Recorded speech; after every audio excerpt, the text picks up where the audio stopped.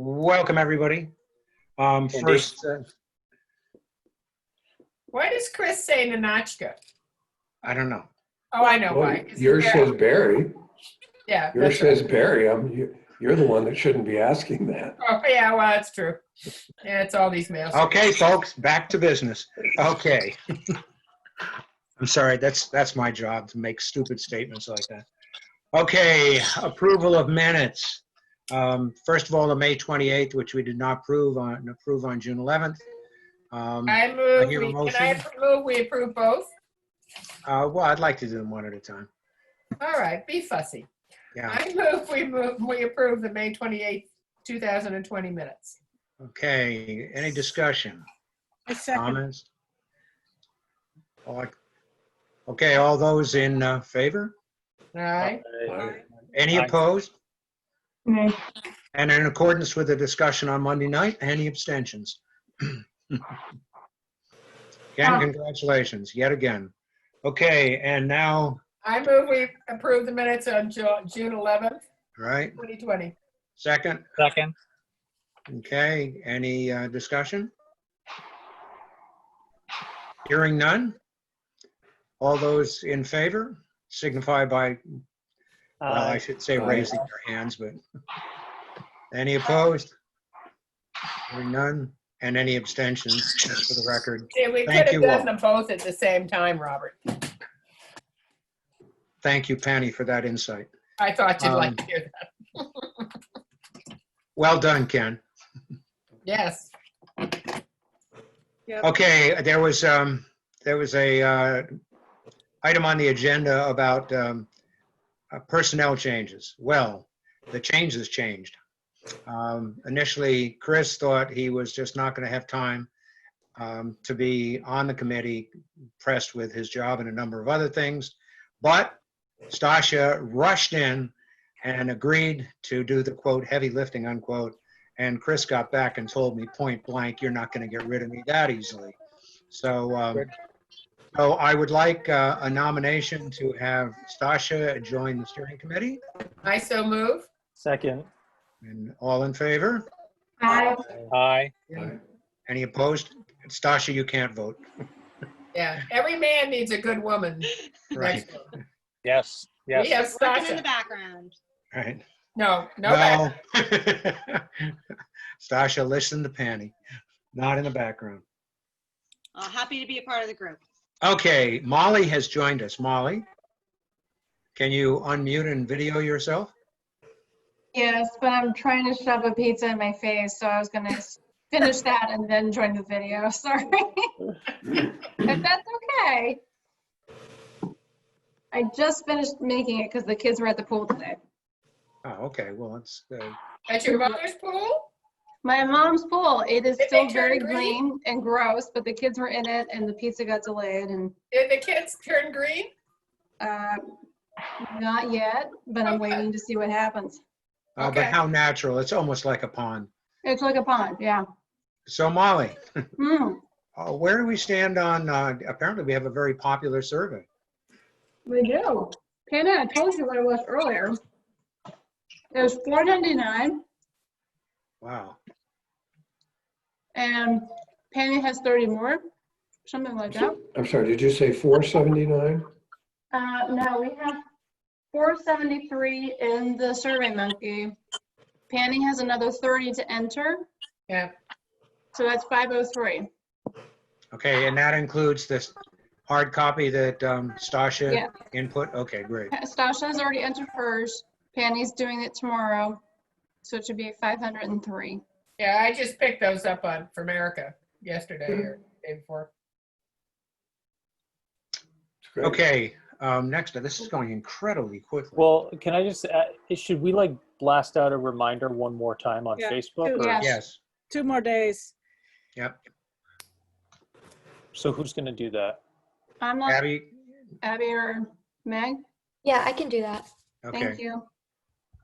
Or we could all stand on the corner in front of the town hall and say one more day with a big sign.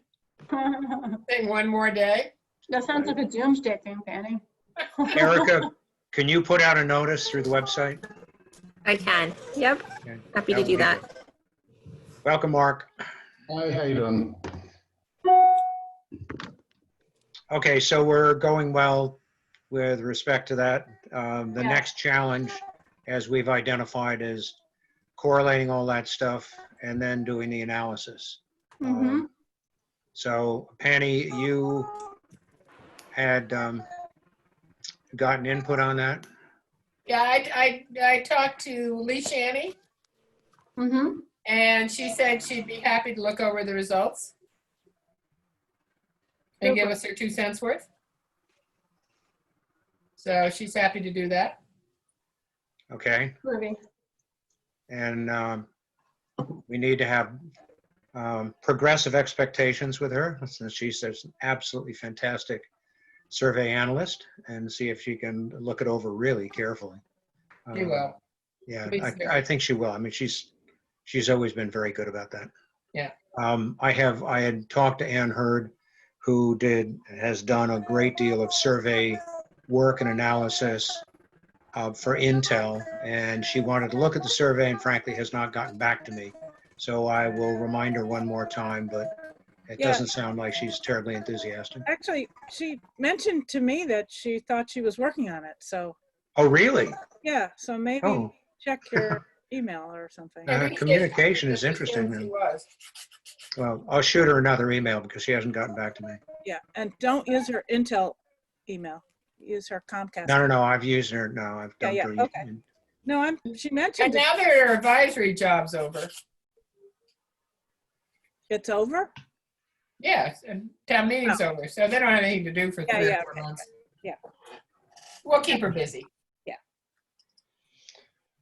Okay, the input to the quarterly report, I've gotten a great deal, obviously as a result of my little reminder and the interest in talking about where we're going.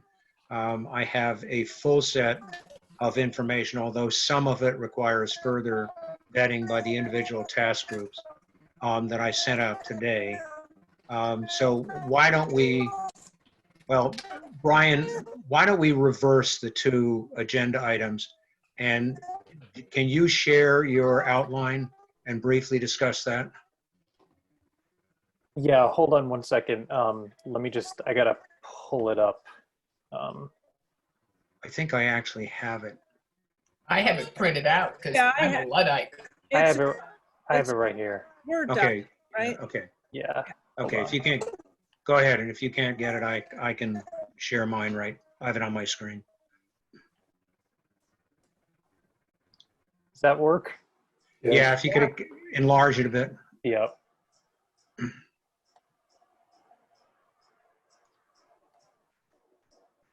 That's good. Okay. So this is 6 pages. I don't necessarily want to walk through every single page, but one of the main goals of putting something like this together is because this might just be my style. I don't know if it's helpful for other people, but I feel like the sooner our task groups start to concretely think about like what they would have to write 2 years from now, the sooner we're able to figure out what information we need to pull together now.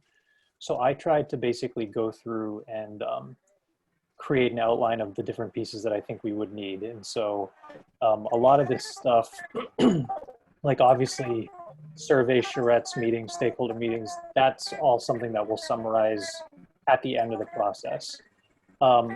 Bolton today is sort of a snapshot of the community. By the way, somebody mute. I feel like there's some weird noise in the background. Yeah, so basically give a picture of everything that's going on today. We don't want it to be like overkill though, because we're probably going to touch on a lot of this stuff in the actual master plan.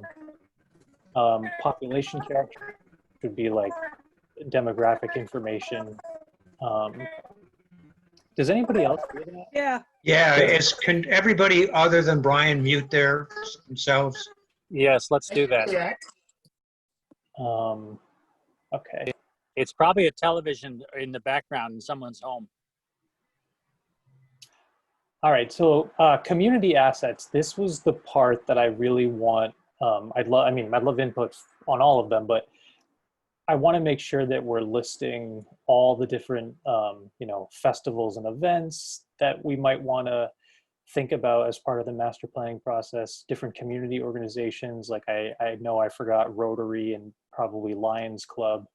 But I think, the master plan should take all of those community resources into account. I just listed 3 of the churches that I knew of, but I know a lot of people here have been in town and probably know of more faith-based organizations. So just want to be as comprehensive as possible in this section. So if you have ideas, please send them to me. And then, this is sort of municipal services and facilities.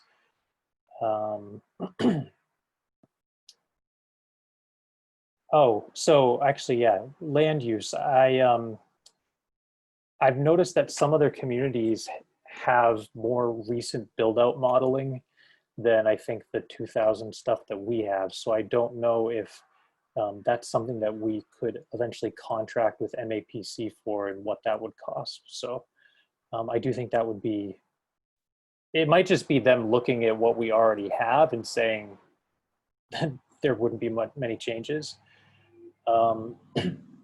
Housing, I think, will be able to use quite a bit of the data that's already in the HPP, but then we'll obviously expand on it.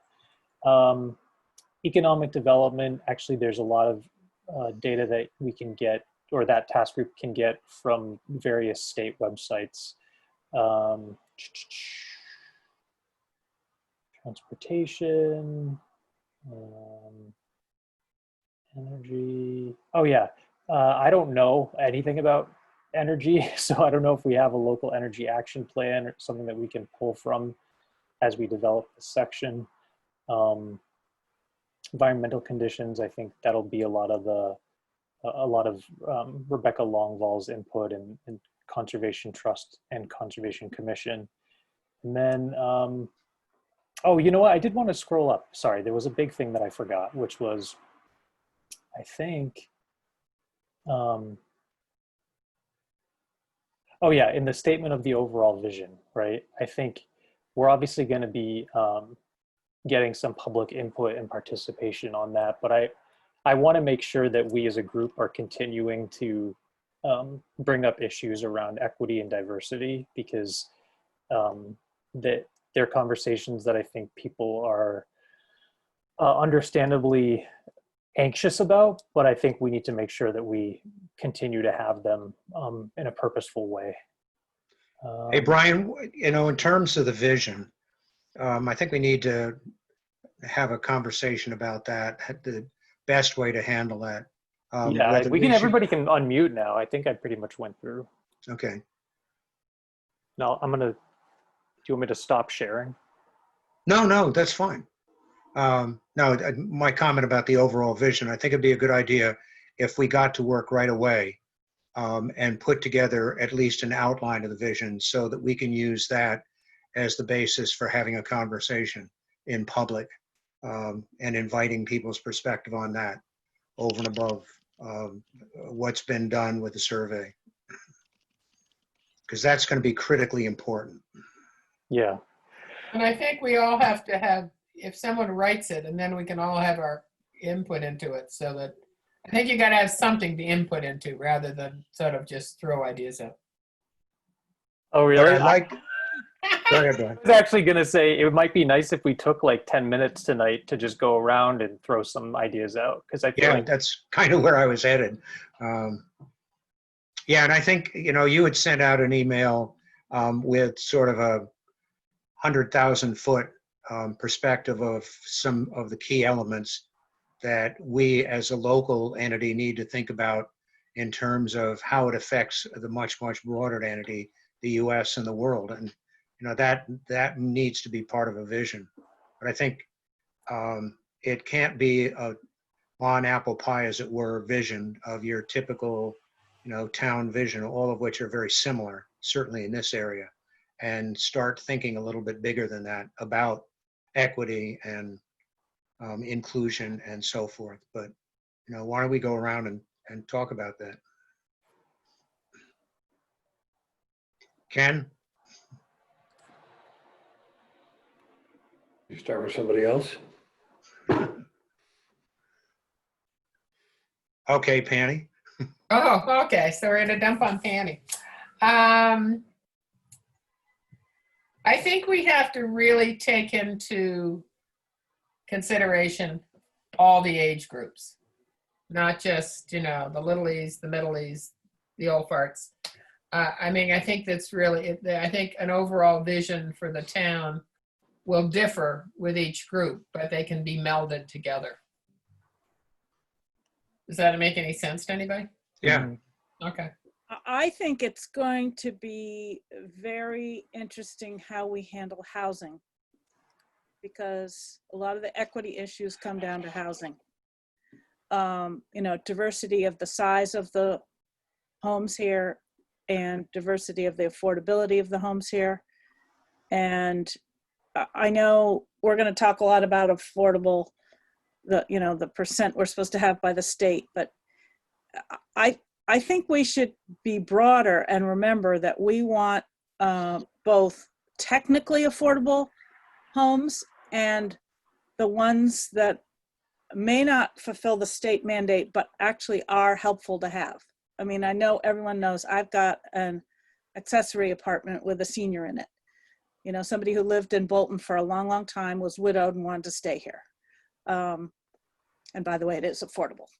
But, you know, I think we need to incorporate some of the diversity of ages and, you know, equal access.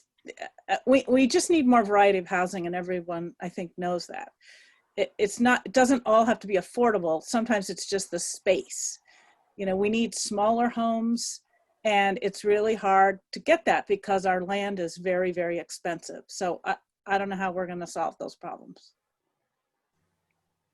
Well, I think, you know, if you're going to talk about housing, I think you need to step back and take a look at what we think is important in terms of the people that we want to attract and should be attracted to Bolton in terms of economic diversity, you know, range of education, types of work, et cetera.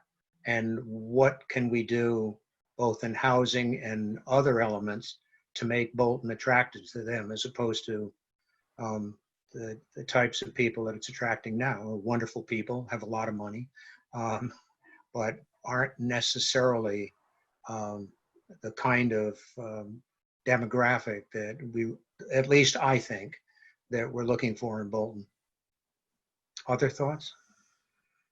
And I think we have to consider the long-term effect on the kids of diversity. You know, right now, Bolton isn't terribly diverse. And I think words are fine, but when kids live it, it's a whole lot different. So I think it's really important for the upbringing of our children and the world that, you know, they need to live in. Is that? Yes. Yeah. Can we ever get the school district to go back to having school choice? Well, school choice really depends on how much space you've got in the school. Right, but right now we might be having a slight leveling off of school-age kids. Isn't that correct? Well, it's fairly even, but it's not that there's a whole lot of space there. That's why they opened up school choice, literally solely to fill. When the numbers went down for a while, they accepted school choice solely to fill up the numbers. I mean, it wasn't for any other reason other than the dollars. But I think that's something we can consider. I mean, that needs to be put in the parking lot and taken into I think we consideration. also need to consider the fact that we just got a memo today talking about how we're going to space children out. So not for nothing, I think we're putting the cart before the horse, because I think post-COVID world is going to be very different. Yep. School-wise. So I respect that people want to talk about diversity of the children and whatnot, and I think that we do need some more diverse housing options in town. You know, totally unrelated, but sort of related. I remember sitting in a coffee shop in Hudson, and people who were working age, just starting out, I would say mid-20s, early 30s, couldn't afford Worcester. Like they Yeah. were being priced out of Worcester. So I not to discourage this conversation, but I think this really requires some discussion amongst the housing people first to really figure and suss this out, because again, what's affordable to us is not affordable to most people. And I definitely welcome diversity, but again, if I'm listening to a 25-year-old and her husband who can't afford Worcester and a townhouse at that, and they're getting priced out of there, we have some work to do. And I don't think we're going to solve it in this meeting tonight. No, we're certainly not going to solve any of it in the No. meeting tonight. But I No. think, Brian, I mean, the housing production plan, I think your whole analysis of what constitutes affordable in Worcester County as opposed to Middlesex, Sussex, et cetera, moving towards the east is something that needs to be straightened out. Yeah, and another element that I think the master plan does potentially have a role in is one way of improving like socioeconomic diversity within town is trying to make Bolton a place where people who work here can afford to live, like school teachers and wherever else. So that I feel like there's somewhat of an inbuilt population that we could potentially be trying to cater to with some of our housing options, but that would require some coordination with the school district to get a sense of the ages of their employees and where they currently live and all that stuff. I love that idea. I know there's multiple teachers that are teaching in our district that would love to come into our community and, you know, have their children go here and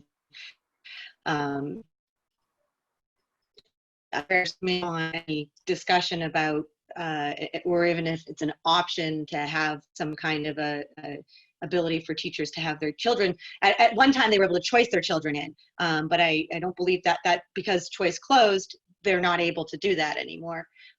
So, you know, whether it's a police officer or a teacher, those folks, if they can afford to live in Bolton, they will be that much more invested in the community that they are servicing. So I think that's a huge component and would be an awesome thing to try to work in. Mary? I think it would help also if we talk to people who live in town who are non-white and see how they view living in Bolton. I also think talking with students and their interaction or their observation of interaction with students who are non-white. I'm also thinking for a Black family, would they want to move into a town that has a very low percentage of Black people?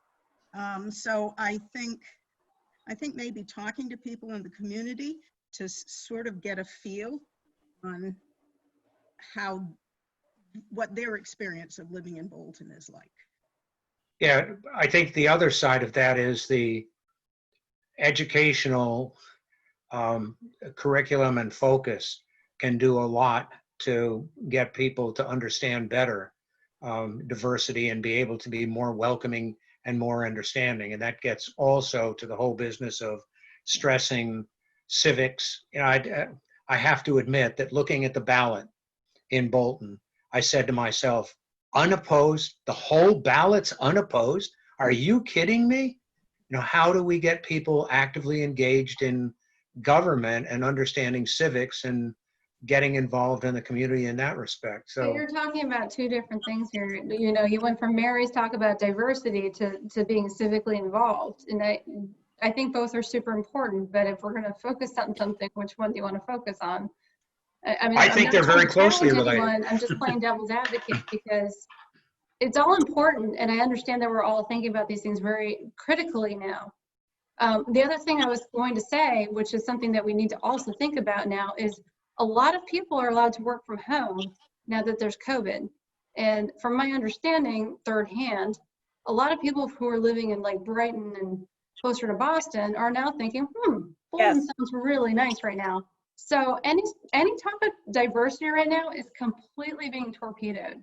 Yes. And I'm not talking about like you know, color of your skin stuff. This is a class thing more than anything. So, I mean, I'm sorry to kind of get not, you know, feisty here, but it's, yes, we do need to be more inclusive. I think we're going to have to approach it in the way of affordable housing. And, you know, sitting around here and, you know, thinking how we're going to do that, we're talking to families, isn't going to help until we have something to offer them. So, you know, I don't know if that's in the scope of this plan. I would love it to be, but I think unless we all agree as a town to put up, you know, apartments like Berlin, which I think is awesome, then we have no leg to stand on. Oh, I you know, mean, certainly the housing production plan has, at this point, strongly recommended that, you know, and I think that's great. But I do think that we really need, I think we need to acknowledge or at least investigate attitudes about inclusion in Bolton. Yeah. Yeah, I know. I mean, in the past, we've talked on planning about regs for duplexes and things like that. It's, you know, there hasn't been a lot of support, and it's more just, if nothing else, perception of the town not wanting, you know, wanting single family homes, not wanting duplexes or anything like that. So, yeah, I think, we need to get a handle on the attitude and how do we move the needle on that to be a little more diverse. I think you're talking about two very different things here, though. I'm listening to this conversation and I'm hearing this racial diversity component, and then I'm hearing a socioeconomic diversity component. And I think they you know, one can be very clearly addressed, being, you know, the socioeconomic diversity. Mark, to your point, you know, whether that's, I think people get hung up on the duplexes, not because it's going to, you know, bring in a different socioeconomic class, but because of the density and what that might do to services and to the schools, back to Kia's point. And, you know, so while they are all interrelated, I think we have to, as a group, be very careful how we address them towards a master plan. Yeah. Yeah, I agree with that. I think one of the problems too is just from educational standpoint, we can wish for more affordable housing and so on, but ultimately, you know, it's a big impact on education. It probably could mean more class, you know, larger class sizes, could be more schools. And if we're running so close to the line, you know, budget wise, and scraping along with, you know, minimal increases and so on, we would just seem to be inviting trouble. How do we afford that if we attract, you know, a lower socioeconomic strata to, again, be more inclusive, to have more affordable housing? But talk about a master plan, you know, that has to be worked out from a budget standpoint. How do we afford all those extra people who we think probably will be in schools? Yet the COVID throws everything, you know, crazy that it's so difficult to plan. Listen, not for nothing, I think part of the appeal for the Taggart property was also less housing. So, you know, we can't have both. We've always said that. That's exactly right. We've always said that buying that conservation land takes away X number of houses, which was going to be, you know, X number of kids in the school. Which was one of the arguments that was presented. That's always been the argument. It'll be interesting to see with the survey, what, you know, just in the 40 some that or the almost 40 that I inputted, you could see it trending towards the idea that maybe smaller homes in a cluster formation, you know, and I don't want to speak for the whole survey, but there was definitely a desire. I think there's definitely an appeal for that. And I hate to keep bringing up Berlin, but I've seen 2 or 3 developments there that they have, I think, hit out of the park. I can't say for the new ones, you know, the one that's right by the Reese Circle is doing, but there's a couple little small developments right up near Indian Head Farm that are tiny houses, you know, they've been there for about 20 years. I mean, not everybody needs a huge house. So, But I think we need to, that conversation that I had with Stasha this afternoon, having spent a fair amount of time dealing with the Harvard people, Harvard Mass, not Harvard University, in planning for rurally designed subdivisions that don't have an acre and a half and do have a very, very innovative approaches to putting a large number of people with relatively small houses, in many cases, affordable houses, in a nice piece of property without destroying it. And at the Right. same time, inviting, a diverse, economically diverse in any case, type of people. And also attracting people, and this is getting to be more and more, and I think it's, to your point, Molly, people don't necessarily want an acre and a half. Trust me, it's a pain in the neck to maintain. And a lot of people are looking, and including in Bolton, for much smaller lots in a much more community, sub-community section. And I think we've got to think very carefully about that. Bob, did you talk to the folks in Harvard about the Lancaster County development there, just as you cross over Route 2? Yeah. As you go north, I mean, that's a very innovative development. It's nicely spaced out. I don't know what the homes go for, but that seems like a nice, dense development, probably a little higher end than we're even thinking. Well, and Stash is going to pick up the book, and I've ordered a couple of more copies of Randall Arendt's book on rural development, Right. which is very, very innovative, and something that we would have to think through with our zoning very, very carefully, and a design review board and all the rest of that. But it makes an awful lot of sense to maintain the character of the town, maintain reasonable open space that's close to people, as opposed to having to go fair distances to get to it, walking distance, with a diversity of residences. So let me ask a question, and this is, my naivete, maybe Chris can slap me later, but when I built my house here, my intention was to put in an apartment, and I was completely shot down by the architect. Completely shut down. Why? And I wanted an apartment. I thought it would be nice to have for, maybe my mom later on or whatever, or to It's legal, rent. isn't it, though? Isn't it legal? But I had to design my house differently because it was a no-no in town. So maybe there's also a misunderstanding because Well, I don't think It's people are not a no- necessarily it's not a against no-no. It's not a having no-no. duplexes. We No, have it's not a no-no. There are Hi there. rules I was about shut it. down. Can I recommend? There's a development in Harvard, Mass. called the Elms. Yep. It's on Stowe Road. It is 9 affordable houses in the middle of pristine land. It's really a very attractive development. And I recommend that you check that out because that is an example of what we could be doing in Bolton. So it's called the Elms. It's on Stowe Road. I'm looking it up. They have 3 units that are attached, but and then they have an apartment across from it with 6 units. And it's a really attractive development, and it fits right into the landscape. And that's exactly what Randall Arendt was discussing in Harvard. Okay.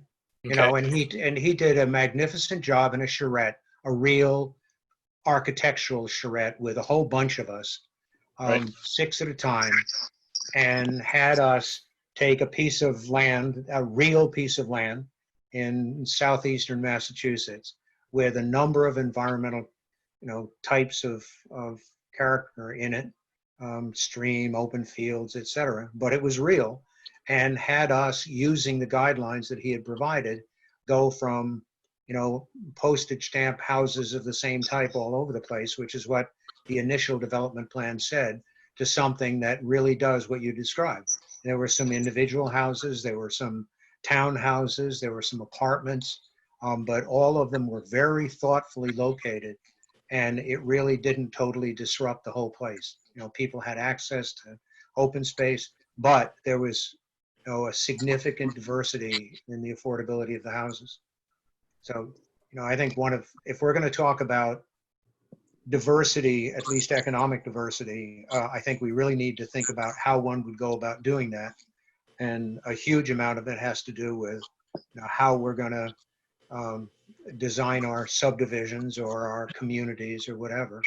And that's an area in which I think it would behoove us to get some professional advice in Randall himself or other people who have done those developments and have a good philosophy. Bob, would it help to have like a educational session on sewage technology? I mean, is that less and less a barrier than what we always perceived it to be, the famous Yeah. acre and a half? I mean, what Yeah, are I the mean- options today? Is there really any barriers then to development in No, density? not really. Chris, Okay. I mean, you can comment on that. We haven't heard from Chris's voice yet, so. Yeah, Uh-huh, we're okay. about to hear. No, we're still not hearing. Oh, Any man. Chris? Where's your brother? There he is. Oh, boy. You've been breathing helium? It's not working. Yeah, that's You what might- it sounds like. Chris, you might try to log off and then log back on. Maybe you've got Yeah, like I your think that may audio happen. setting off or something. I was going to say that part of the vision needs to be to protect what we have that we like, Right. what's attractive about the town, and essentially not throw that away in the name of all of these other good things, but to try to fit them in to the extent that they can be fit in and deal with the finances at the same time. I mean, it's a complicated thing. And that's why we're doing the plan, but it needs to protect as well as open up or whatever. Right. It also seems to me that, you know, the housing, the sign off on housing and housing design, I mean, is there any way we can have more control to incentivize more what we want to see? I mean, can we get more leverage in our zoning? So we Gotta have pass the town meeting. That's the trick. Not unless you're willing to pay. There pay, you are, Chris. yeah. But I mean, if we can incentivize, I mean, Molly just said she was discouraged from having an ancillary apartment, which I think is like so. That great. was the architect. That was not Molly. I think she was given some bad advice. Right, okay, but can we, you know, start asking all the builders, can you build, you know, ancillary apartments for your potential aging parents or your nanny? I mean, you can sell it as a nanny job and then it's really useful. And, you know, with an aging population, I can tell you, it's really nice to have somebody in your house when you go away. And it provides an affordable person, and it doesn't take up, you know, it doesn't impact the look of many neighborhoods. Mhm. And, you know, rental units are really important to the socioeconomic diversity. But let me say this, I think, Mark, you can back me up here. The planning board has done an excellent job in recent years, in my opinion, in encouraging and allowing this kind of development. So it could be a function of the message is just not gotten out yet. It hasn't, yeah, because where's it been happening?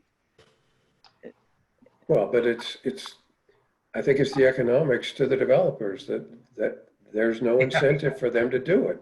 They Right, want maximum dollar and they get the most dollar by making something that's expensive, exclusive, or whatever adjective you want to put on it. Well, There's hasn't no incentive Phosphid for been them the to build answer? it. Hasn't Phosphid been really the lever that we've been trying to use? it hasn't worked though. Okay. It hasn't made them smaller. We've gained open space through Yeah, it's that, given- but I mean, when we're talking about smaller homes, the key is density, because the developer's still going to want to make a certain amount of profit. And for him to make the kind of profit he wants, you need to allow a lot more houses. It's density. That's the dangling carrot. So we But need, Erica, you know, when you talk about density, I think there are ways that you can do innovative development. Sure. Man, I I've seen completely it happen, agree. and it's, Yeah, no, I completely agree. And it may just be a matter of modifying our phosphid.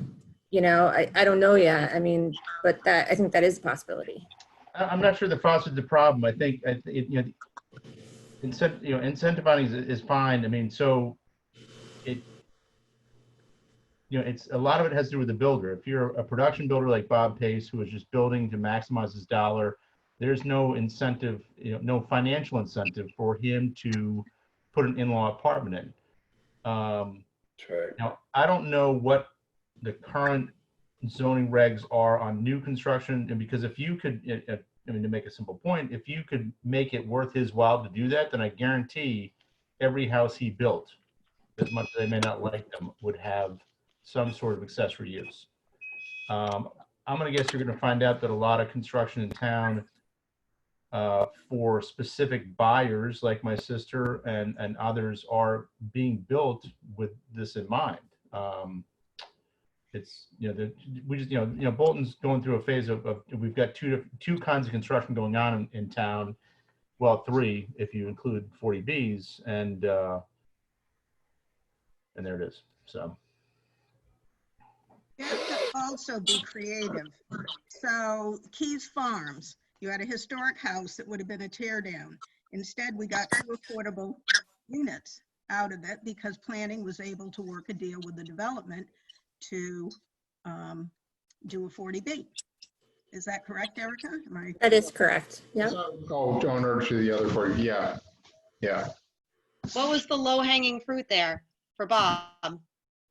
Because he could get 2 units out of 1 lot.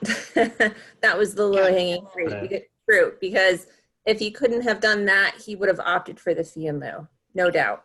Okay.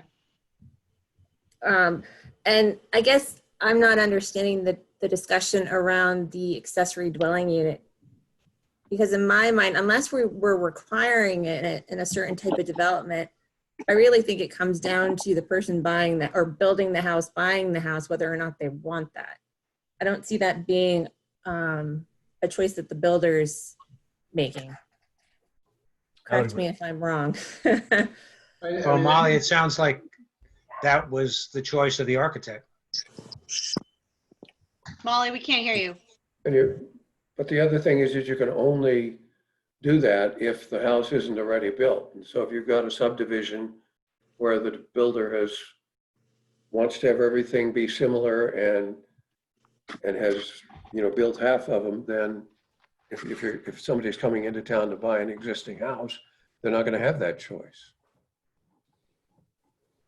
Right. I think I just got a bad advice, but I'm also, I think a Yankee, and I'm like, oh, if I was coming to town and there was a nice accessory apartment like, Kia has, I'd be like, oh, great. I can rent that out and offset my mortgage. Everything's great. I have someone else in the building when we travel, but I don't think we're going to get anywhere with this because, it's obviously a personal choice, but certainly I think with everything changing, which I've alluded to a couple times now, this I think was going to be more attractive.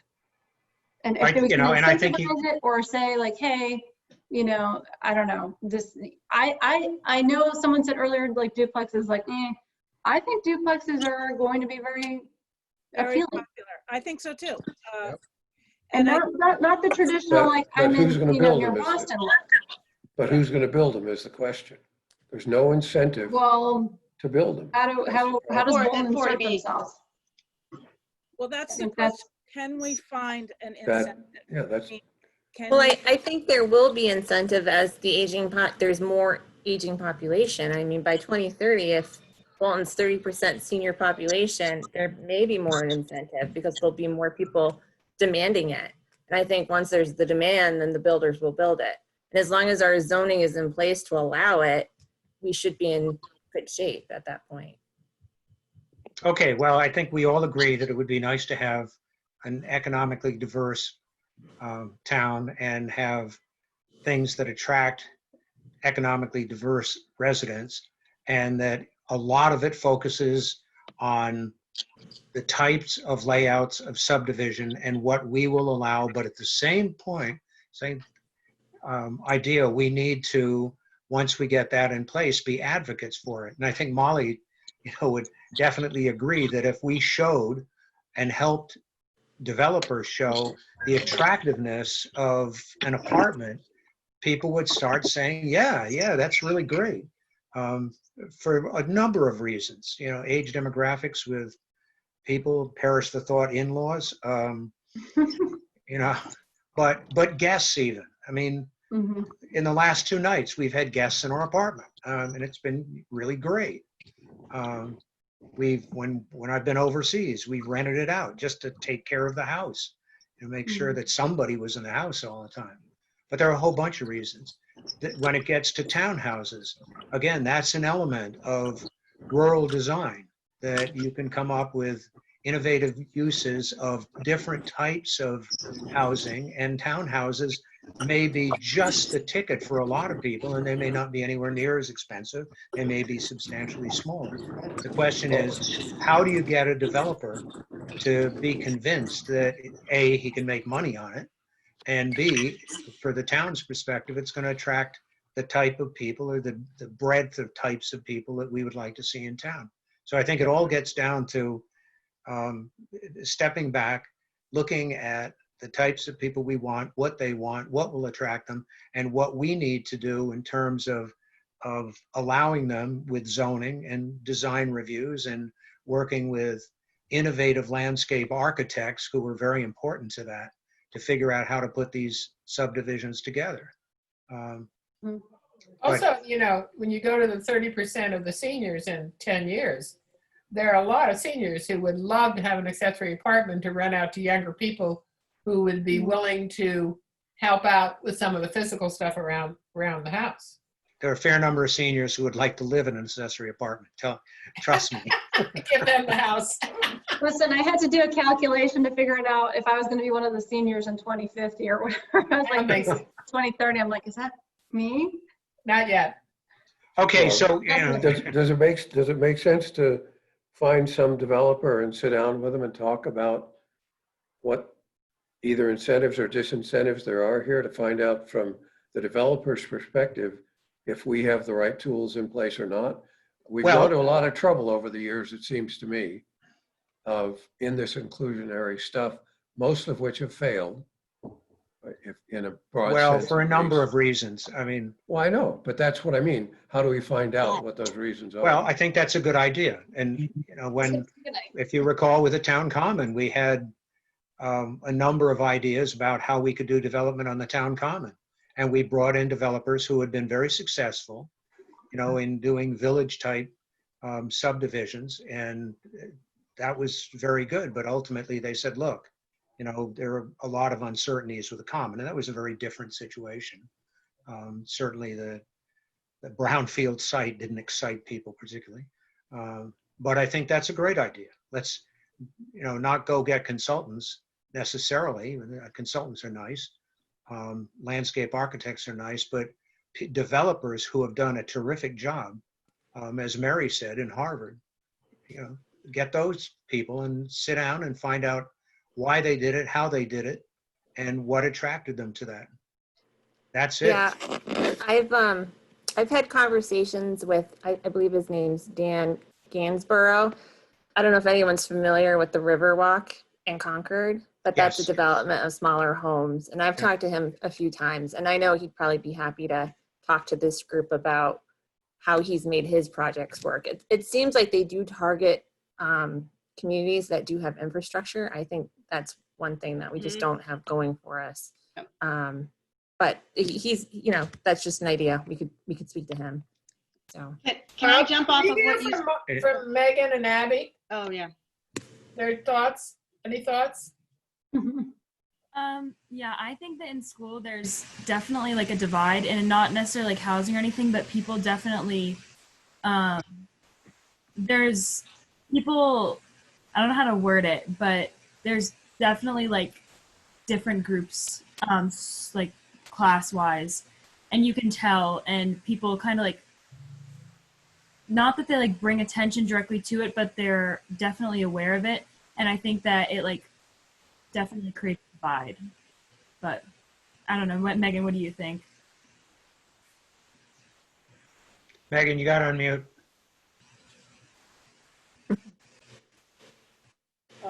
Isn't that every high school? Yeah, I was going to say. Sorry. Sure was my high school. It may be a little bit worse because of the different towns too, feeding. I was gonna say, when I was at Neshoba, which was a million years ago and only for 2 years, it was very obvious who came from which town. Yeah. And I it was ended up not- being friends with everybody in every other town when I went there. Like, I you know, did too, Sasha. All my friends are from Stowe. the irony there, but I love the fact that we are regionalized and we have, you know, some of that diversity. There was a big school choice push too when I was Yeah, when you and I were and, there. so There were a lot of there was Hudson some and Harvard diversity. kids.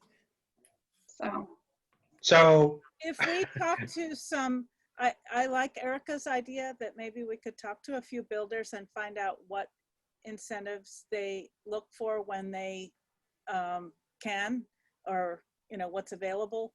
And then maybe at the same time, we listen to that and we actually figure out some landowners that we might approach. speaking of, has anyone talked about the international? I was just We have going the elephant there. in the room. Yep, because the international is a huge opportunity for us. Mhm. okay, before we hop into the international, which could go on for a very long time, you know, we're talking about the vision, and I guess we're talking about at least having a philosophical interest in having diversity in town, and we need to determine what it would take. First of all, and I think this is much more important than people think, to become welcoming. I went to a high school in Upper Westchester County in New York, and I can tell you how various elements of that school behaved with each other and saw each other. So, you know, that's very important, but there was a great deal of discussion, and this was in the 60s, about diversity, and believe it or not, you know, we were all marching then. Boy, it never stops. But a lot of it had to do with the educational system. An extremely good curriculum that emphasized civics, emphasized diversity, and didn't just speak to it. They really believed in it. And to me, one of the things that we've got to think about, and it's stepping on, you know, I hope it's not stepping on toes, and maybe it's necessary to do so, is looking at Bolton's educational system. You know, I first hit that with you know, first of all, the school board saying our goal is to graduate whole students. And I think we've got to think a whole lot about civics when it comes to a whole student. And then getting down to the basics, you know, money management, and my favorite activity is wood shop, metal shop, you know, that sort of thing. But I think we really need to, as we look at diversity and inclusion and how to attract people here, is thinking about how they will be received and what we can do in town to strengthen that whole attitude of acceptance. And a lot of it comes through education, it comes through civics groups, it comes through you know, religious groups, etc. But when you get them all together, things start slowly but surely to change. And that to me is an important part of a vision. But before we leave this topic, can I just say one more quick thing by way of updating everyone? So MAPC, the Metropolitan Area Planning Council, is collaborating with an organization, and they're going to be putting out a program called REMAP. It's Racial Equity Municipal Action Plan. And the whole purpose of it is to give communities like ours some strategies and some tools that they can use when they're going about exactly the type of process that we're about to embark on. And so I don't know if we need to apply to become part of it or how that works, but if it's okay with you, I'll just keep you all updated. And if it seems like something that we might want to formally participate in, we can sort of decide as a group to do that. Yep. No, that sounds like a great idea. Again, I have a very different perspective than a lot of people, having spent much of my life overseas and having my kids go to school in international schools. And when and this may seem strange, but they had much more trouble coming back to Bolton than they did going to India or the Far East, because they were, you know, they were used to having a wide range of ethnic groups, and, you know, developing friendships among them and really getting a feel that they weren't beneath them. They were very bright. They had a very important perspective. And then get back to Lily White Bolton that, has classes in the high school. And it was a real shock to them. And it amplified, I think, my perspective on what Bolton is and what Bolton could be. Just a final note, and I mentioned this to Brian a couple years ago at the Historical Society. We were approached by an Neshoba student who was told by his social studies teacher, and I believe that was a topic on racism, that Bolton was considered a sundown town. And this is based on books and lectures by Robert Lowen, Loewen, has put out. And I won't go into great detail about what a sundown town is, but What is it? Way back when the Black people would come into towns to work, and they were told that when the sun went down, they had to leave town. And so, they determine it on population statistics. They determine it on exclusionary bylaws, redlining, all that sort of thing. And I thought that was kind of interesting. And I did go into his site, and he does list Bolton as a potential sundown town, but that he only shows it based on the diversity numbers in the population. Just thought I'd throw it out there.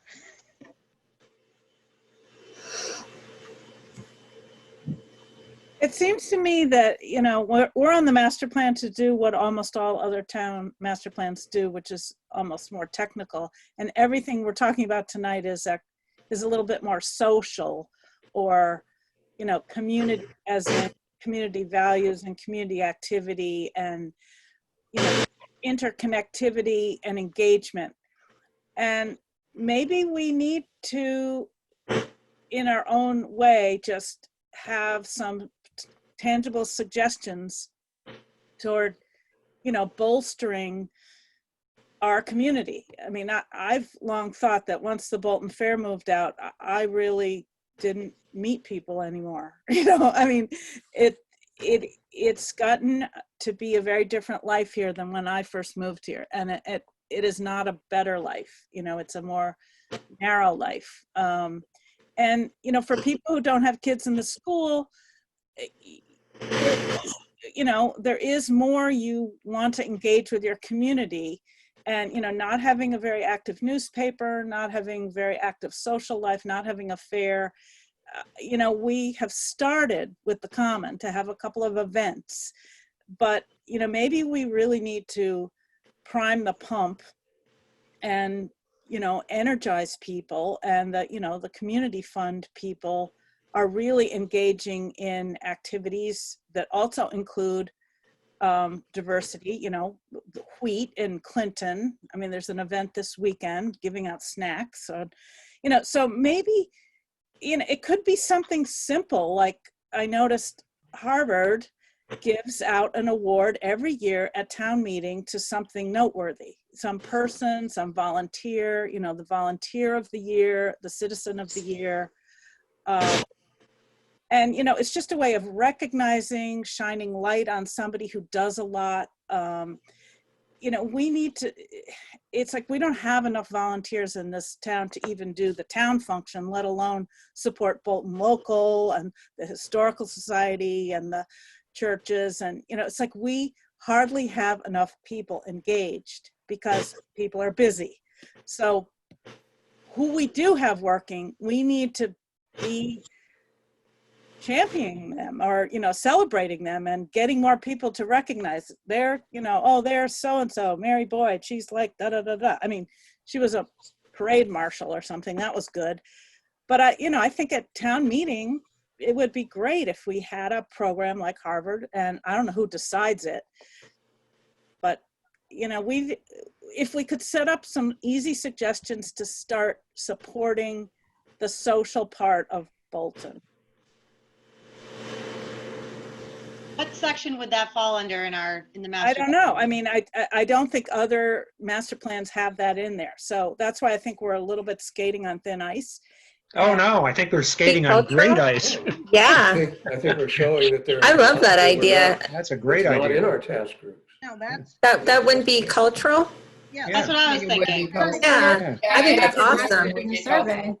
Part of what we are looking into is, yes, making Bolton a more vibrant community culturally, have more people involved, absolutely. Well, I mean, not for nothing, I think that was one of the questions in the survey, like, how do you know about town events? That's question 18, like, and I for one, was woefully not aware that there was a Bolton email until I asked Erica a few weeks ago, because someone was like, oh, I found out in an email. I'm like, you know, so you're right. I forget if it was Kia or Mary. There isn't, the Bolton Common is not quite so colorful as it was when I was growing up. So, I mean, it's pretty thin. So it's interesting. I'm talking to different groups who provide cultural resources to the town. One of the things I'm asking them, which is in the survey, is how do you publicize your events? Ed, I went to Parks and Rec. We talked about this. And what I get back from every organization is that they cover everything. Papers, emails, Facebook pages, next doors sometimes. You know, they put the word out there. It's just, it'll be interesting in the survey to see where people choose to get their information. It is not Bolton Access TV, I can tell you that. Right. Right. But I mean, it's a lot of word of mouth. It's the email town notices. It's the Houghton building sign a bit. It's Facebook. Right. And the newspaper.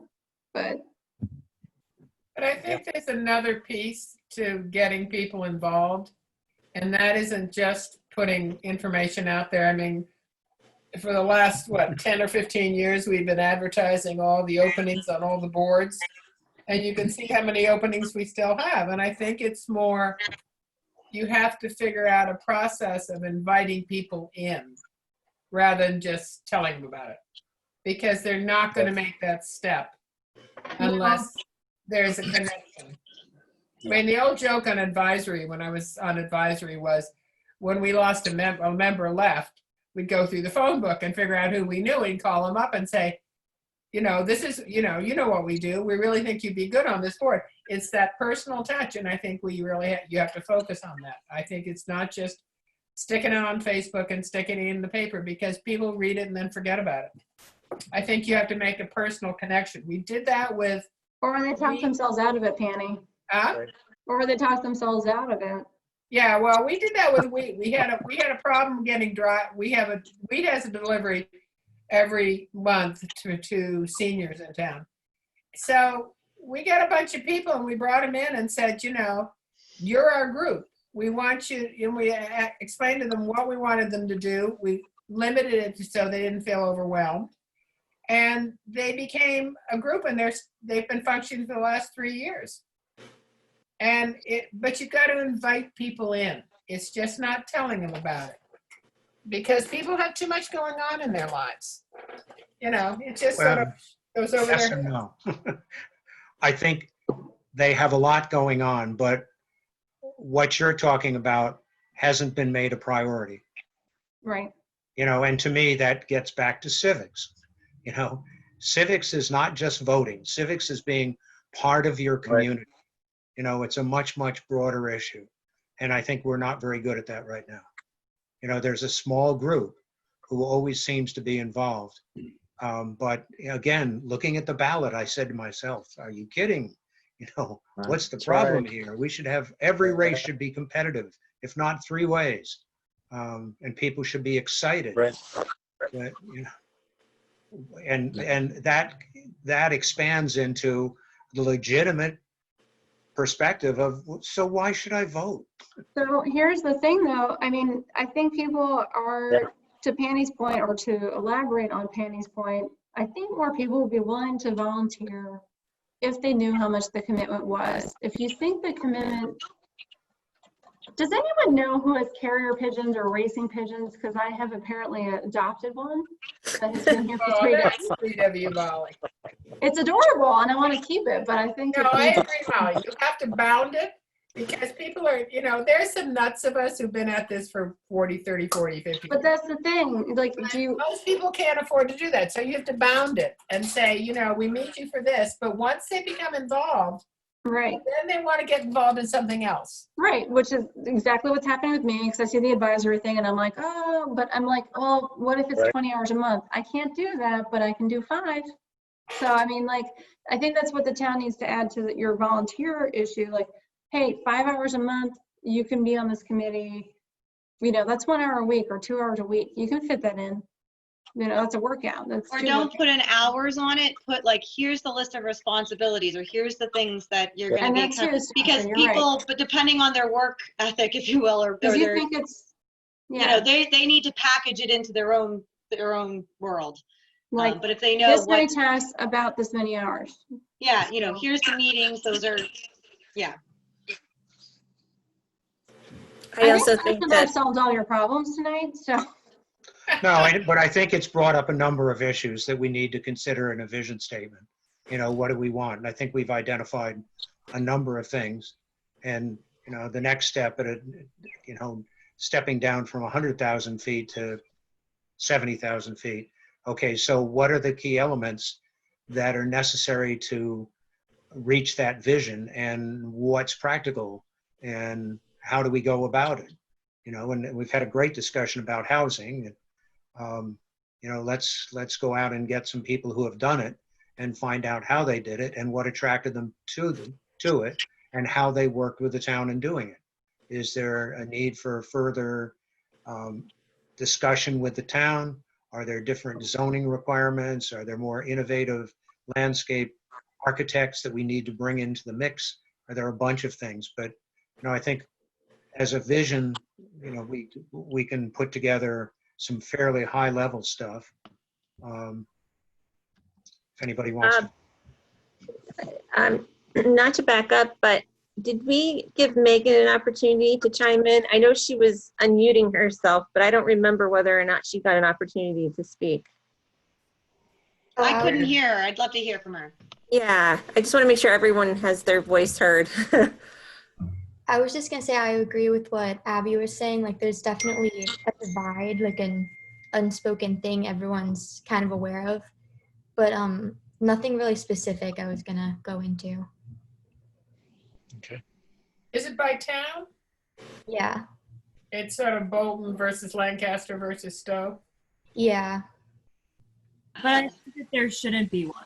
Like, there definitely shouldn't be one, and we really don't know how to, like, get rid of it, because it's just, like, where people grow up, how they're raised kind of thing. But, Yeah. and definitely the people you go to school with have an impact around that. So, But when you think about the kids growing up in Stowe and Bolton and Lancaster, mhm. the towns are a little different, but they're not They're drastic. not that different.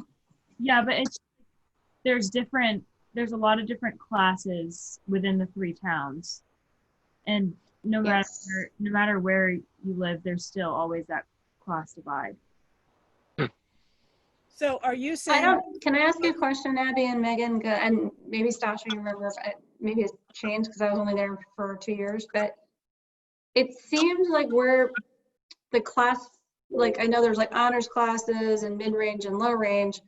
A lot of it seemed to be like where the kids fell. And it seemed like more of the Bolton and Stowe kids landed in the honors, or, it was 0-1, right, Stasha? It was like 0 through 4. Sure, yeah, something like that. And like a lot of the kids wound up in there, and unfortunately, a lot of the other kids from Lancaster wound up in like the lower classes. But I mean, I think that tiered kids more than anything. So it's the leveling.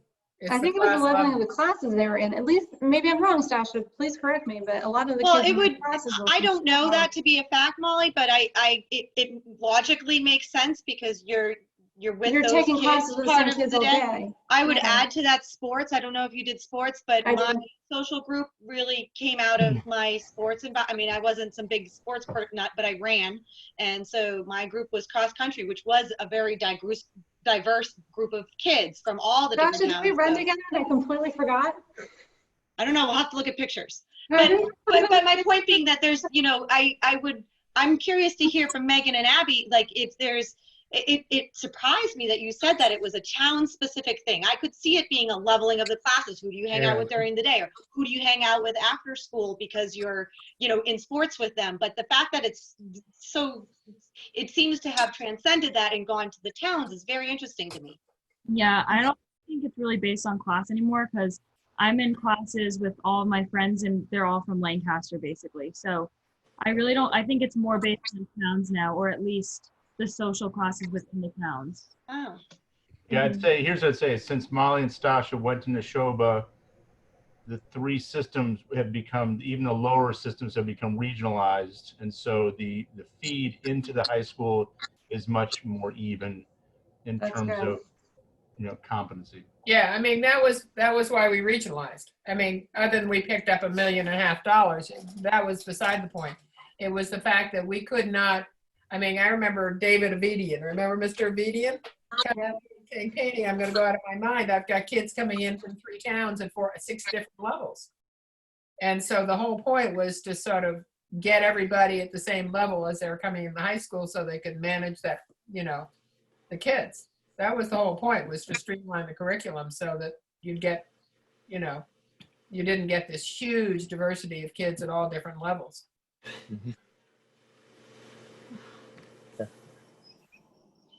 Okay. We need to, not negatively. Why don't we put together a few things, you know, specific things, and then discuss those. You know, Brian just shot me a note in the next meeting and see if we can move further on key elements of a vision. Why don't we agree right now on the ones that we see are fairly important, and then we can shoot some emails around to comment on those and flesh them out with further discussion in the next meeting. So what key things do we think are things that we want to start? I mean, we've talked about diversity, we've talked about housing, we've talked about education, we've talked about community, we've talked about volunteers and / community. Why don't we pick a couple of those? Brian, your thoughts? You've been listening carefully on this. Yeah, so I think it might be helpful actually if we just tried to put something on paper and had people like react and add to it.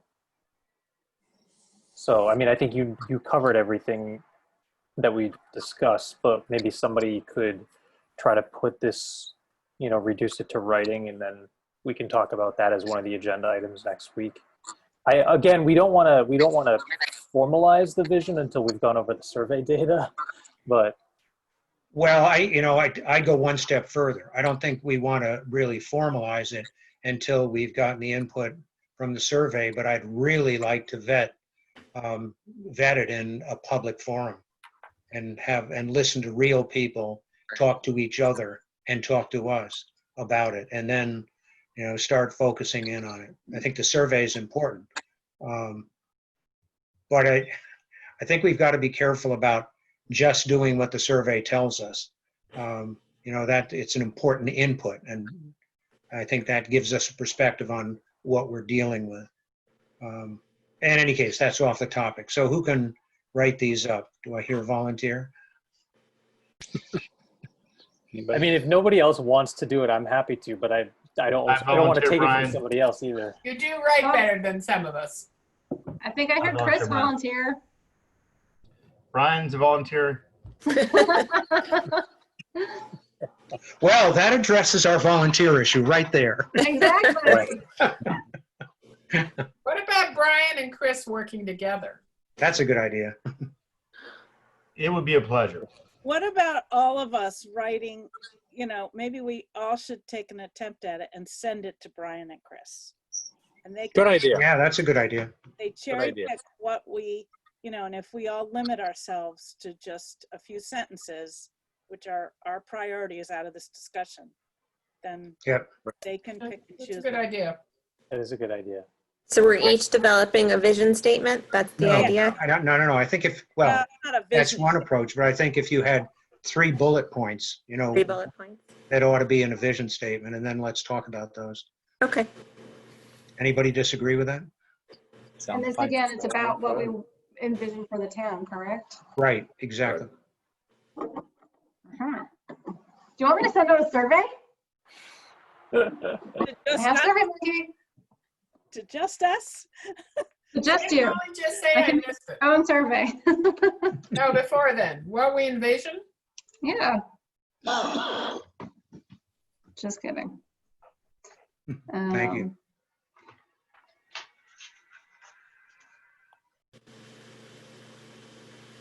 Okay, shall we move on to the next agenda point with 12 minutes left in our overall time? What I wanted to do was, I did say that I was going to get everybody's input on their goals for the next quarter, and thank you very much. They, virtually everybody got in. Some of them agreed that they were, I wouldn't say half-baked, but required further review. Let me bring them up and I'll.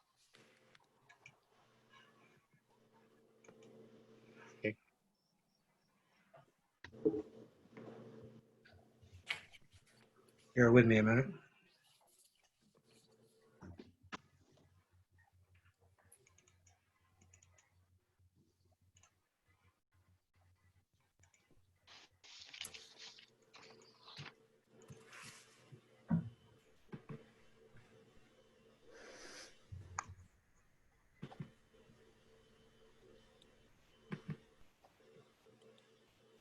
Just a minute.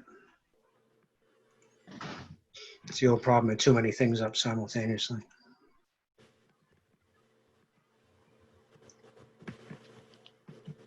You didn't delete it, did you? No, that was this afternoon.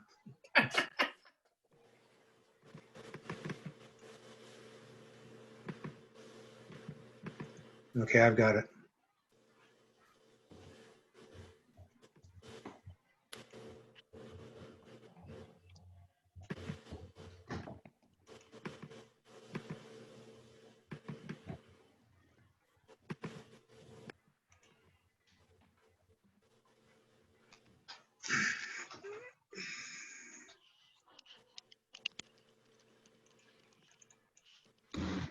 Okay, and I think I don't want to dwell on this, but I think we just need to quickly go through it.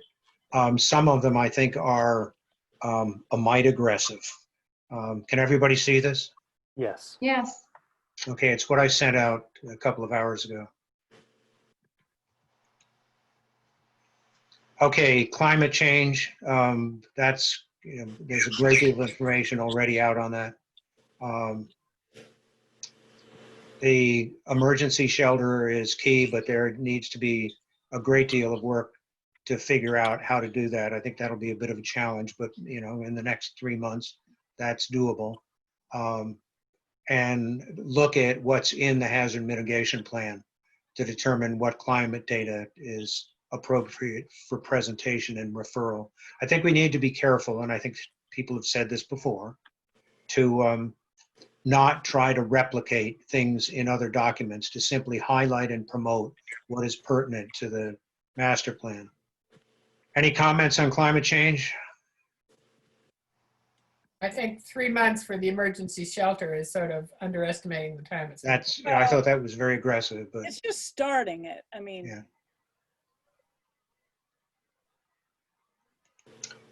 Okay, cultural and historic resources, based on what people are looking for. And I think here's a case in which I think the survey results are going to be very important.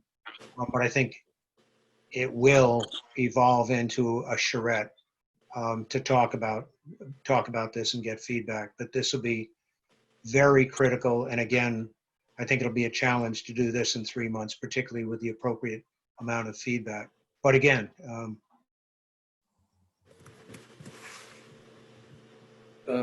maybe it's the wording, but let me defend 1B about the emergency shelter. The idea is not to build one.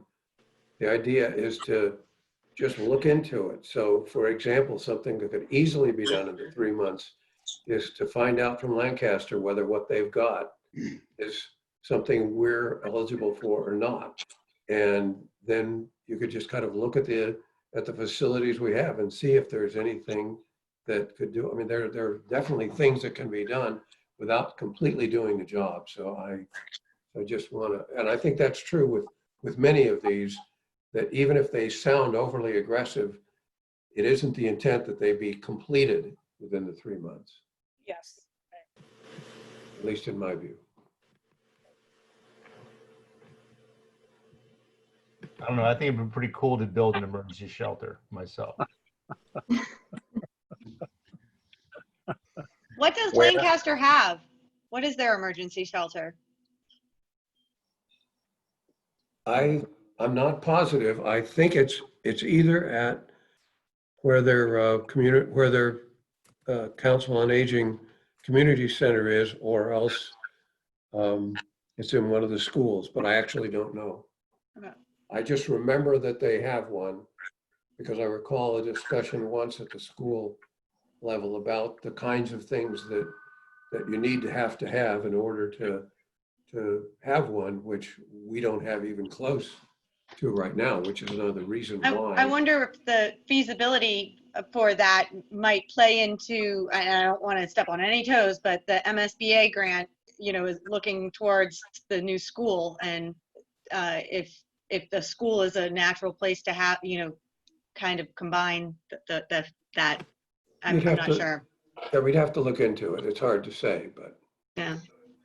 Okay, I missed all of that. I'm going to recommend that Verizon in the master plan would dramatically improve its service. You mean Comcast? Well, yeah, Comcast, excuse me. Thank you. With that. Okay, basically information gathering for economic development. We're out talking to owners of businesses in Bolton and doing our own little sort of one-on-one assessment. Commercial needs based on work that's been done already, as well as what comes out of our interview questions. And then meet with the owners of the large partially occupied facilities. I'm sure we're going over already covered land, but I think we need to understand a whole lot better why they can't do it and why they can't fill their empty facilities, and what we could really help them do, either as the town, EDC, or whoever. And that will easily take 3 months. Housing. Stasha, do you want to talk about this? Chris? Say again? Chris? Go ahead, I'm sorry. No, I didn't hear what you said. I'm sorry. No, on housing. Do you want to run through this? Oh, sure. Certainly, we're going to, glean what we can from the survey data as that comes out. That'll be interesting to see. I'm going to meet with Mark. Afterthought, I should have just spoken with you, but I'm going to speak with Eric Nayland tomorrow about, and just try to get a little more meat around our current zoning bylaws and where things are working and not working, and where we might be able to enhance them to the point we were discussing earlier, to entice developers to put things where we want them and make them what we want them. So more to come on that. And then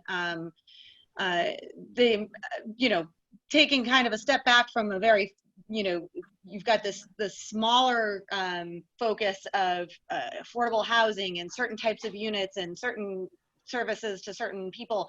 And then you take a step back from that and you look more kind of regionally and, at big certain chunks of demographics and how to service them. And I came across the American Planning Association, and certainly there's a ton of documentation in there. And I think that will help us to address specific groups of folks looking for housing in this town, but also, one thing that, again, just in my short stint of inputting surveys, everybody loves the ruralness of Bolton, and so or almost everybody. And so when you're trying to work a housing group and address higher density projects, but yet you're hearing from the folks in town that they love the ruralness, trying to balance that creatively, those needs with a town that loves its ruralness. So that's where the resources that we are still diving in and through are listed there. And that's why the design review board has an input into this, into The keeping that design rural. review board, meaning at the DRB at a Yeah, planning the board Bolton level? Design Review Board. Got it. Okay. Land use, Erica, do you want to talk about that since you're heavily involved in that? Sure. So I think moving forward, at least for the next quarter, it's really going to be about collecting the existing land use and resources data. So Rebecca and I are meeting actually on Monday. We're going to sit down and really hash out what we have for GIS data layers, excuse me.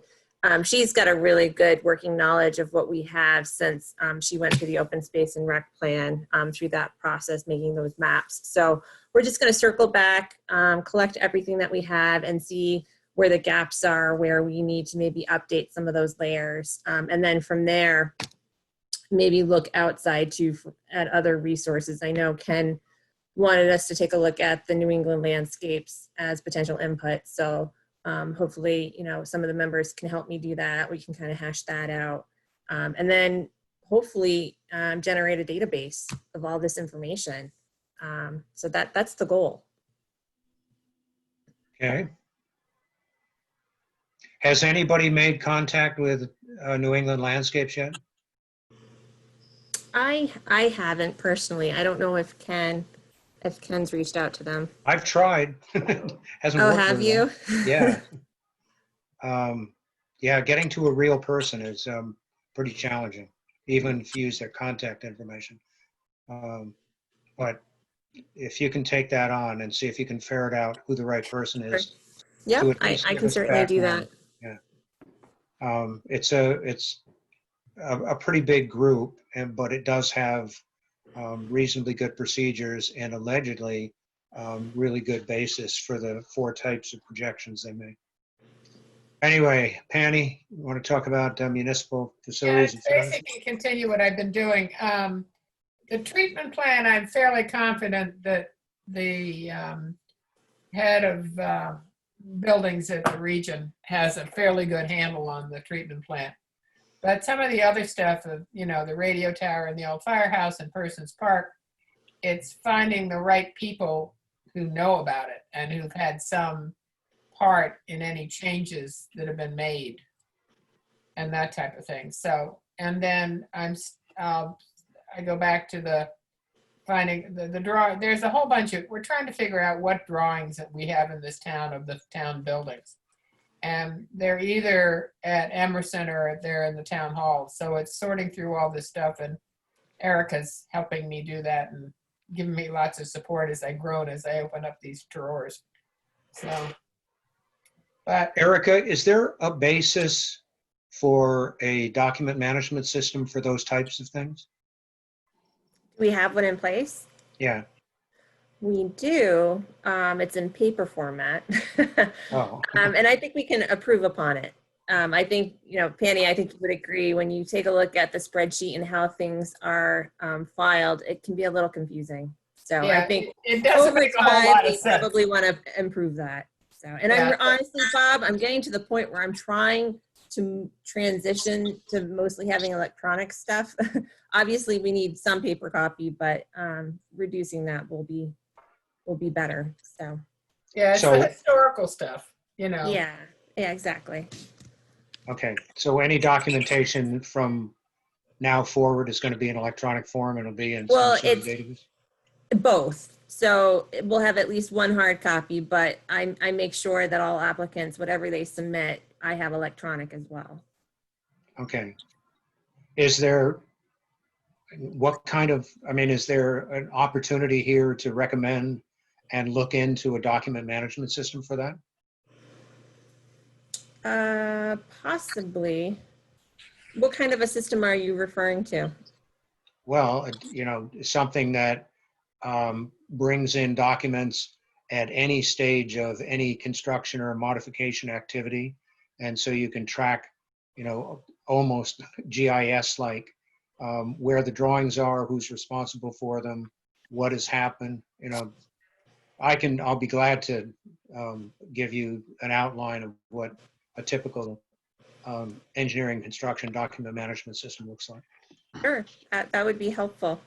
I think, yeah, and then we can go from there. Okay. Because it would make your life an awful lot easier, I think. Yeah, I think I need to better understand what it is that you're referring to, and then I'll be able Okay. to understand if I can apply it or not. So. Okay, that's my information will be 4 years out of date, but it doesn't change that much. Okay, again, Penny, I'm sorry. No, it's just the problem with this is when you start looking at all the towns, is that if at first I'd gone to all their annual reports and then I thought, well, I'll take their latest town meeting warrant. But they all report their data differently. So unless you know the town and how they put things together, it really is hard to sort out. So I have to find another source of information. I'm hoping Brian will help me. But it's you start looking at stuff and they honestly combine things. And I've been looking at budgets for years, but these are just difficult to parse through. So I'm still at it. Okay, and looking at existing space Yeah. municipal services as opposed to ultimately when we decide where we're going, what'll be required to do that and how Right, they're and going to be what housed. the needs are. I mean, an obvious one is that, Carlisle is very much like Bolton, but they're sort of 10 years ahead. And, some of the other towns are larger, so you get an idea about how much, literally physical space they need and what else they need. But then you run into finding someone who will talk to you, because you can't walk into town halls anymore and sort of scope it out. That brings up an interesting point. It may be well worthwhile to talk to other towns about what they have in terms of a document management system for All a right, municipal. you want me to add that to my list? Or Erica, if you can talk to your planning colleagues elsewhere and see what they use in the bigger towns. Well, Bob, I'd be glad to help you. I think we need to sit down with Erica, maybe you and I. I've got the IT background, and just talk about, what the goal is, and then if we reach out, we understand essentially the questions to ask. I don't know that Erica understands what you've done or envisioned, and I have a slightly different experience myself. So Okay, Ed, why don't you and I talk, and right, and then we can spend time with Erica, and then we can go off, on our mission, or she can. Yes. Okay, so that's an action item. Okay, well, Ed, while you're on, open space and recreation. Right. So so far, it's Ken and I. We have not sat down with the Parks and Rec group yet to talk about greater visions than just the low-level stuff we're doing. I think as well we need to reach out. I think with Parks and Rec to sit down with, especially things like sports groups, in terms of are they thinking any larger than their own problems today? I also think things like recreation for younger parents and seniors. So taking into some of these groups, a little bit more of a master vision of what we should be doing versus what facilities we've got today. So that's really the key thing we need to do right now in the next quarter. And then the other unknown is just the international, which again is I think they have to fight it out in court to understand what's really going to happen. But we should, I think, estimate to some extent what would we do if it was sold, and what we're trying to do for either housing or recreation land. Erica, you're prepared to talk about baseline data for that? I will be. So I've started to put it together. I don't know if you've noticed, Bob. I don't know if you got an email notification, but I've started to compile all of sort of the existing conditions information. So I have a bunch of different GIS maps. I have all of the property cards with all of the assessor's information on them. And then what I'm doing from there is compiling just an overall like review sheet where you can go in and you can click different links to get to different things. And then it also talks about the specific zoning and what you can and cannot do there. So hopefully it'll be helpful, and I'll have that done by early next week. I've started, I just haven't gotten a chance to finish it. That's great. I mean, we really do have to start with that as a basic understanding. Is that going out to the whole group? Yes, I will send that Okay. to everyone. Yep. Thank you. Okay, population, Brian? Yeah, so we're just gonna package up everything that we have by way of information so far. We are working on an article that's gonna be published in The Independent. And then, as I mentioned before, we'll apply to participate in the remap if it becomes available. Okay, great. Incidentally, have you heard anything back from MAPC on our grant application? No. Okay. It might be worth touching base with Lizzie. Yeah, well, actually, Lizzie and I were in touch about remap. So I know they have the application, but I don't think they've made any decisions yet. Okay. So I'll check in with her again. Okay. For public outreach and communication, I mean, it's fairly straightforward. I think it's being creative about continuing to continue. With Brian's is the first informational media release on a component of master plan process and information gathering. And the proposal is to have public outreach and communication do the same thing with other elements. And I think it's probably good,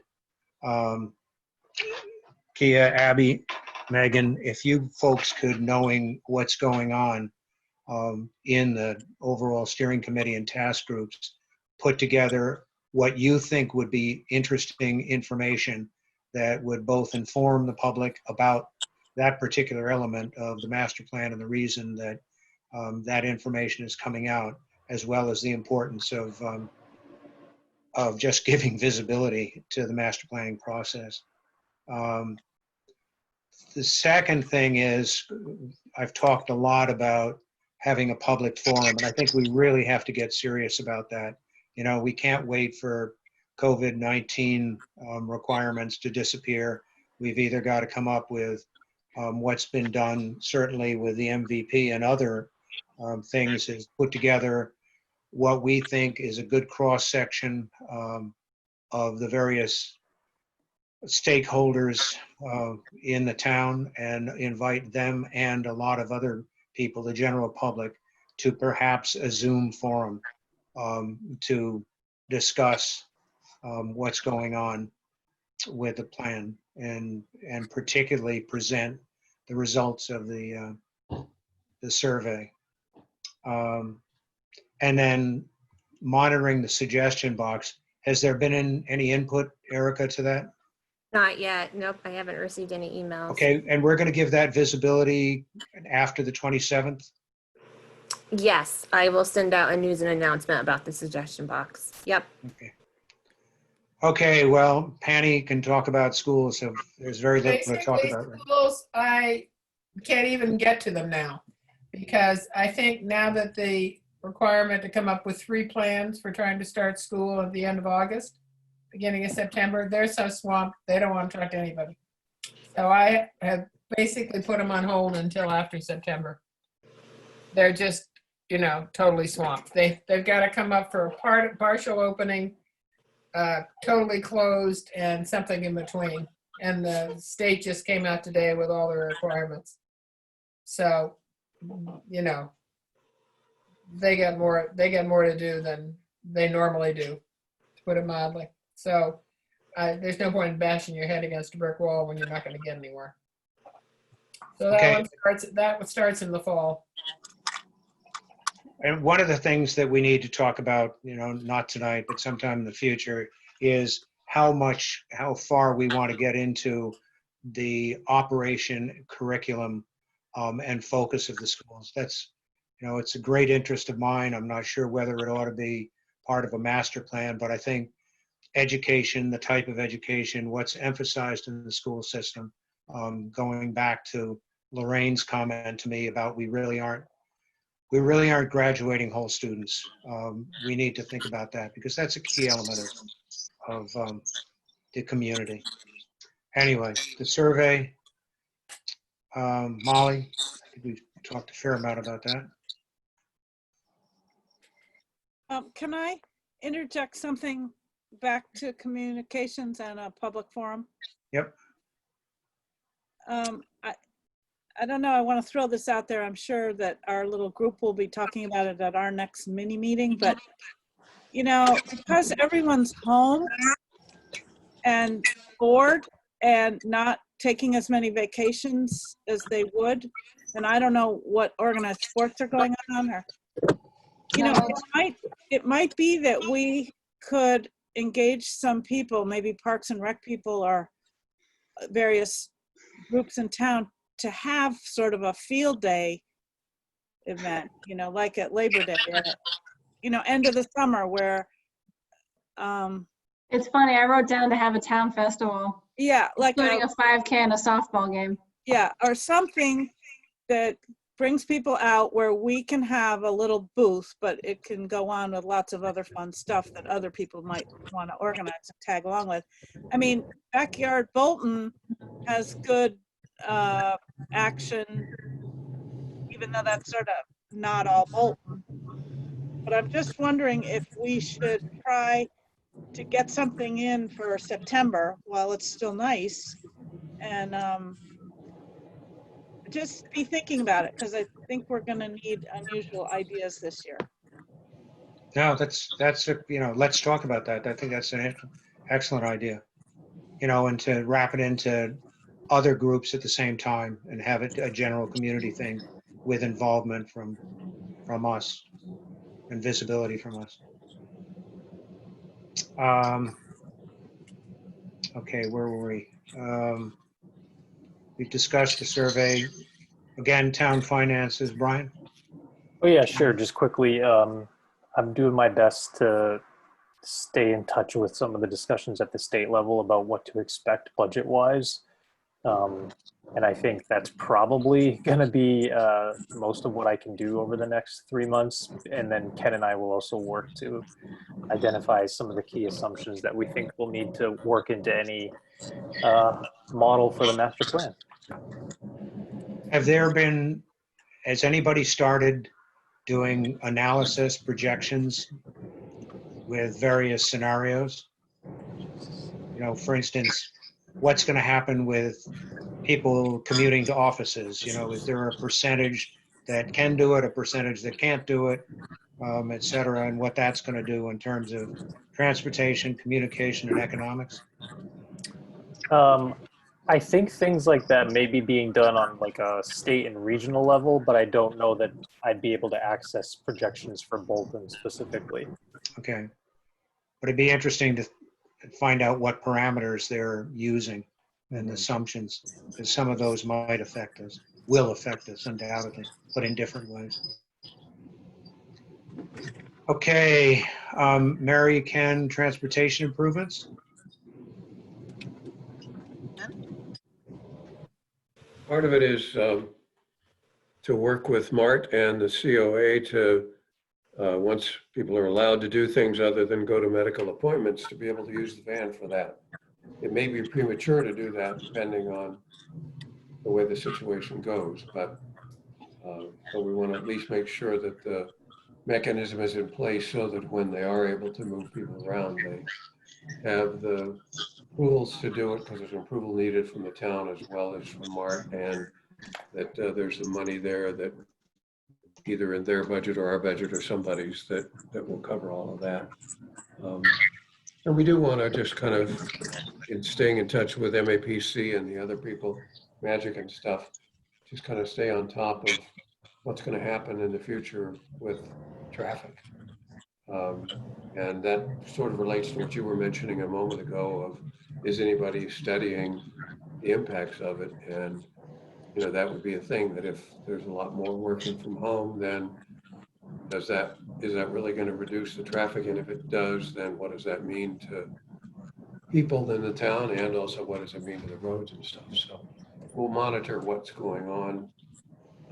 There's a lot more, but it's more in cities where there's a lot of study now about the impacts of the coronavirus and where it's headed and stuff, because the cities are where they used to have the most congestion and it all dropped off, and so it's beginning to grow back. So they're doing a lot of studying on it, not quite so much in rural areas, but you know, we'll track all those things.